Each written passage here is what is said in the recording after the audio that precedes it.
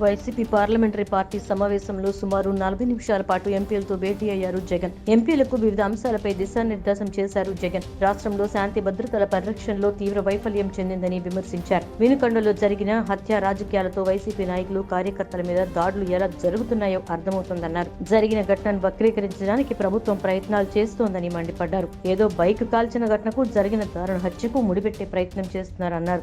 ఆ కుర్రాడి తల్లిదండ్రులు కన్నీరు మున్నీరుగా విలపిస్తున్నారన్నారు. పార్లమెంట్ సమావేశాల నేపథ్యంలో అనుసరించాల్సిన అంశాలపై వైసీపీ లోక్సభ, రాజ్యసభకు చెందిన 15 మంది ఎంపీలకు దిశానిర్దేశం చేశారు. చంద్రబాబుకు గట్టిగా హెచ్చరికలు పంపాలని సూచించారు జగన్. పోరాటం చేయకపోతే దారుణాలకు అడ్డుకట్ట పడదన్నారు. రాష్ట్రంలోని హింసాత్మక పరిస్థితులపై అసెంబ్లీ సమావేశాల్లోనూ నిరసన తెలుపుతామని, కార్యకర్తలను కాపాడుకోవాల్సిన బాధ్యత మనందరిపై ఉందన్నారు. పోరాటాలు చేయకపోతే ఈ దారుణాలకు అడ్డుకట్ట పడదన్నారు జగన్. రాష్ట్రంలోని శాంతి భద్రతలపై చర్చించేందుకు రాష్ట్రపతి ద్రౌపది ముర్ము, ప్రధాని మోదీ, కేంద్ర హోంశాఖ మంత్రి అమిత్ షా అపాయింట్మెంట్లు కోరానని జగన్ తెలిపారు. ఈ నెల 24న ధర్నా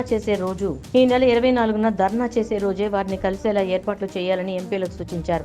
ధర్నాకి కలిసి వచ్చే పార్టీలను పిలవాలని సూచించారు. మన పోరాటంతో రాష్ట్ర ప్రభుత్వంపై ఒత్తిడిని తీసుకురావాలని సూచించారు. రాష్ట్రంలో జరుగుతున్న ఘటనలు కూటమి ప్రభుత్వం ప్రజల్లో మరింత ఆగ్రహానికి దారితీస్తున్నాయని జగన్ ఆవేదన వ్యక్తం చేశారు. రాష్ట్రంలో వైసీపీ కార్యకర్తలపై జరుగుతున్న దాడులపై పార్లమెంట్ సమావేశాల్లో చర్చకు తెచ్చేలా చేయాలని, రాష్ట్రపతి పాలనకు డిమాండ్ చేయాలని వైసీపీ ఎంపీలకు జగన్ సూచించారు.